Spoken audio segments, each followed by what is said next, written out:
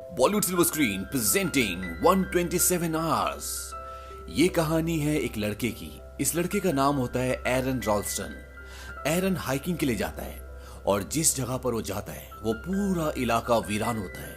वहां पर दूर दूर तक कोई भी नहीं होता और जब वो हाइकिंग कर रहा होता है तभी उसे दो लड़कियां दिखती हैं। दरअसल ये लड़कियां अपना रास्ता भूल चुकी होती हैं। एरन बोलता है क्या मैं तुम्हारी कुछ मदद कर सकता हूं, और वो उन दोनों के पास जाता है।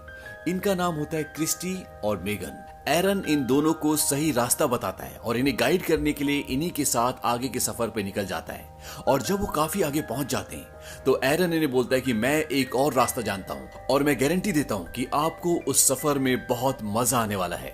और ये तीनों के तीनों पहाड़ी दर्रों से आगे बढ़ना शुरू कर देते हैं। ये रास्ते बहुत पतले होते हैं और जब ये तीनों कुछ आगे पहुंचते हैं तो एरन वहां से कूद जाता है। ये देखकर वो दोनों डर जाते हैं। उन्हें लगता है कि एरन गिर गया। तभी एरन नीचे से आवाज लगाता है क्योंकि नीचे बहुत सारा पानी होता है और एरन उन दोनों को भी नीचे कूदने के लिए कहता है।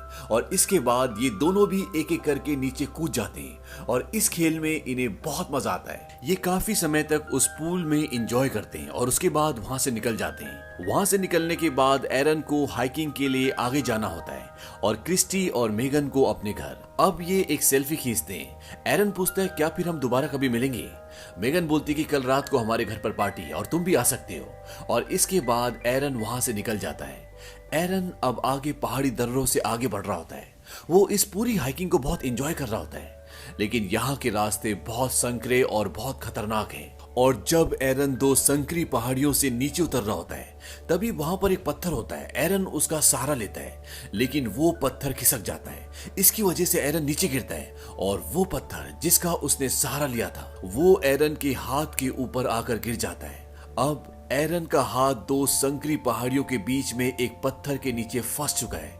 हालांकि उसको ज्यादा चोट नहीं लगी होती, लेकिन उसका हाथ अब वहां से नहीं निकल सकता। वो अपने हाथ को निकालने की बहुत कोशिश करता है, लेकिन उसकी सारी कोशिशें नाकाम हो जाती है। और जब उसको लगता है कि उसका हाथ अब यहाँ से नहीं निकल सकता तो वो मेगन और क्रिस्टी को जोर जोर से आवाजें लगाता है, लेकिन उसकी आवाज वहां से बाहर नहीं जा सकती क्योंकि ये संकरी पहाड़ियां हैं और यहाँ से आवाज बाहर पहुंचाना, वो भी इस वीराने में जहाँ कोसों दूर तक कोई इंसान, जानवर, पशु पक्षी का नामो निशान तक नहीं है, लगभग नामुमकिन है।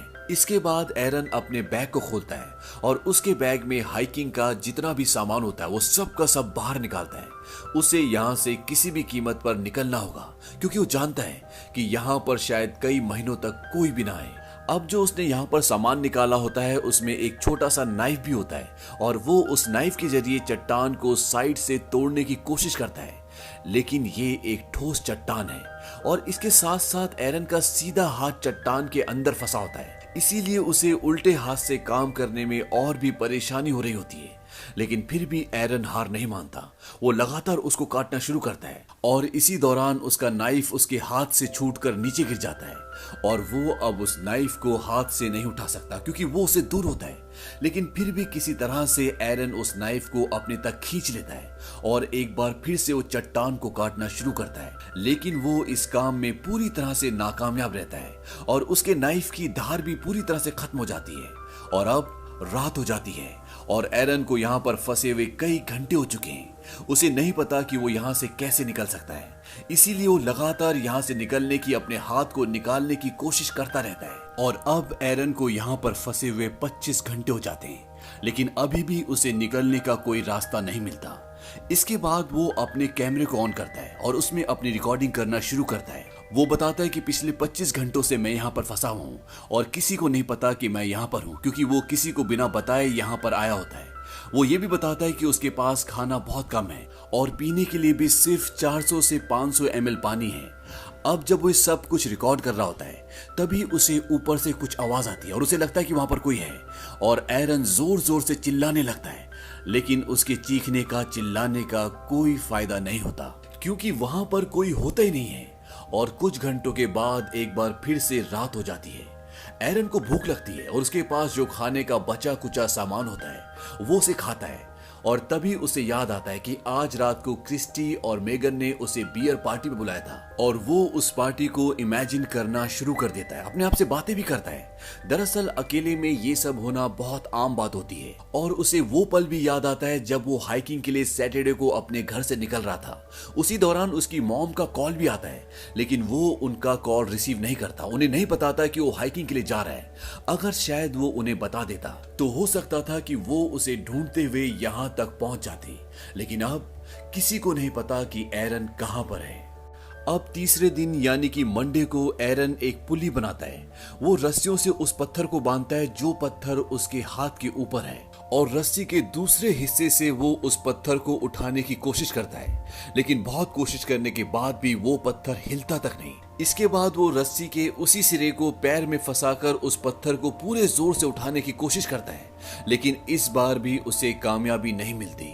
और अब तीसरे दिन एरन का पीने का पानी भी खत्म हो जाता है और जब उसे यूरिन आता है तो वो उस यूरिन को अपनी बोतल में भर लेता है, क्योंकि अगर उसे पानी नहीं मिलेगा तो मर जाएगा और अब उसे अपना ही यूरिन पीना पड़ेगा।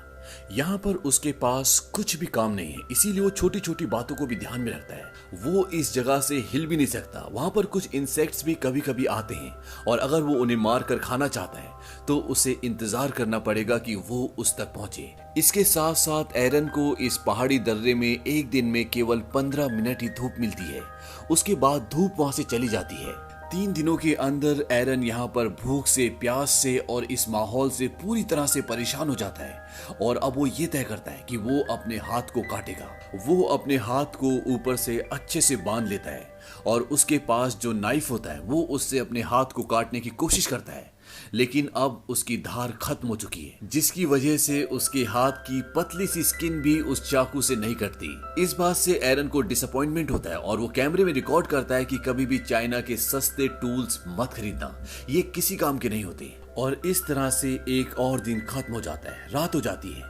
एरन को अपने पिछले दिन बहुत याद आते हैं। उसे अपना परिवार, अपनी एक्स गर्लफ्रेंड और बहुत सारे दोस्त याद आते हैं और जब वो उन सब को याद कर रहा होता है तभी ऊपर आसमान में बादल घिराते हैं और बहुत जोर से बारिश होना शुरू हो जाती है और एरन के पास अभी तक पानी खत्म हो चुका था। वो अपनी बोतल में पानी भर लेता है और पानी उन पहाड़ी दर्रों में आना शुरू हो जाता है जहां पर एरन फंसा हुआ है और धीरे धीरे पानी का लेवल बढ़ता ही जाता है और एरन उसमें डूबना शुरू हो जाता है। क्योंकि पानी में ग्रेविटी कम होती है, इसीलिए हम भारी से भारी चीज को आराम से उठा सकते हैं और एरन अब पानी के अंदर जाकर उस पत्थर को उठाने की कोशिश करता है जो उसके हाथ पर है और बहुत मुश्किलों के बाद वो उस पत्थर को उठा लेता है और उसका हाथ वहां से निकल जाता है। इसके बाद वो भागता हुआ अपनी गाड़ी तक जाता है, अपनी गाड़ी में बैठता है और कैन्यन लैंड नेशनल पार्क से निकल जाता है। लेकिन ये सब एक सपना होता है।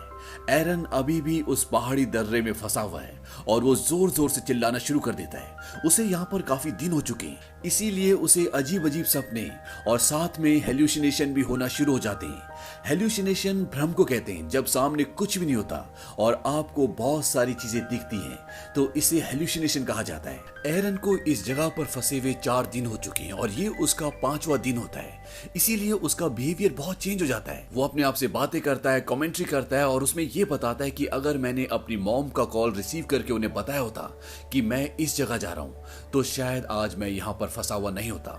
और जिस शॉपकीपर से उसने हाइकिंग का सामान लिया था उसने उसे भी कुछ नहीं बताया था। अगर शायद वो उससे भी कुछ बता देता तो हो सकता था उसकी मिसिंग रिपोर्ट वो करवा देता और कोई उसे यहाँ पर ढूंढने आ जाता।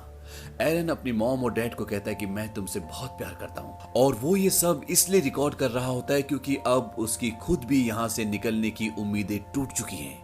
वो प्यासा है, वो भूखा है, उसके शरीर में जान नहीं है और ये बहुत बड़ा पत्थर जिसे वो हिला भी नहीं सकता। उसने एरन की पूरी जिंदगी को इस पहाड़ी दर्रे में रोक कर रख दिया है।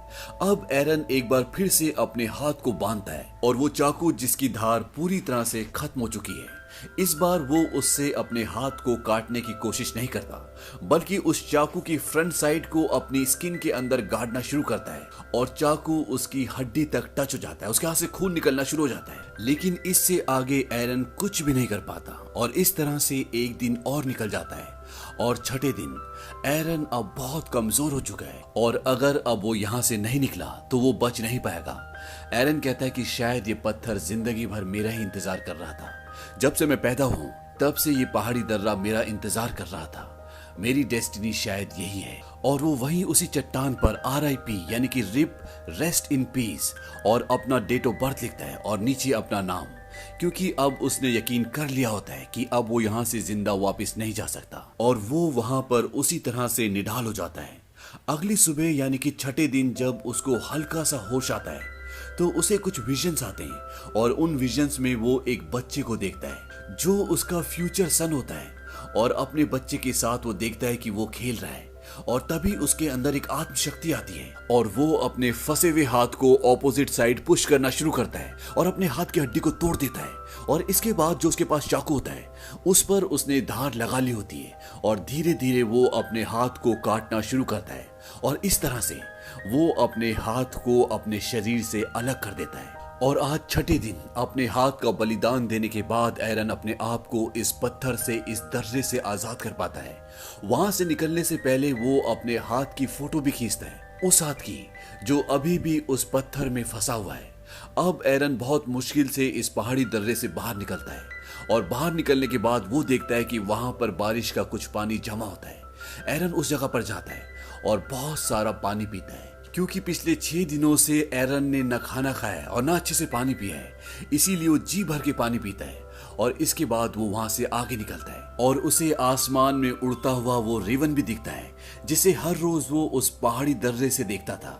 आज वो खुद भी उस रेवन की तरह आजाद हो चुका है। लेकिन अभी भी कैनियन लैंड्स नेशनल पार्क से निकलना इतना आसान नहीं है, क्योंकि ये एक बहुत बड़ा बिहड़ है। लेकिन एरन अपनी आत्मशक्ति को नहीं खोता।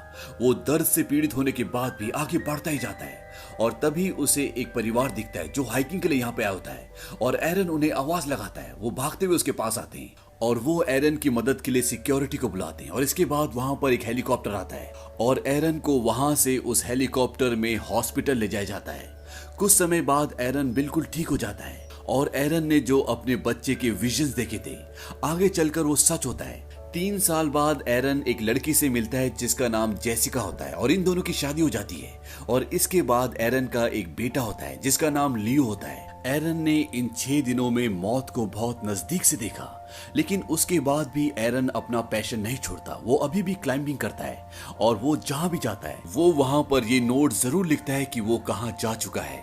और इसी के साथ ये कहानी खत्म हो जाती है। ये एक सच्ची कहानी है जिसमें एरन 6 दिनों तक उस पहाड़ी दर्रे में रहा और 5वें दिन में उसने अपना यूरिन भी पिया और उसने उन चट्टानों पर अपनी डेट ऑफ बर्थ और मरने की डेट भी लिख दी थी, क्योंकि उसे यकीन हो चुका था कि अब वो जिंदा नहीं बचेगा। और जिस पत्थर के नीचे एरन का हाथ दबा था उसका वजन था 800 पाउंड्स यानी कि 360 किलो और उसके पास पीने के लिए जो पानी था वो 350 ml था और खाने के लिए बहुत कम चीजें।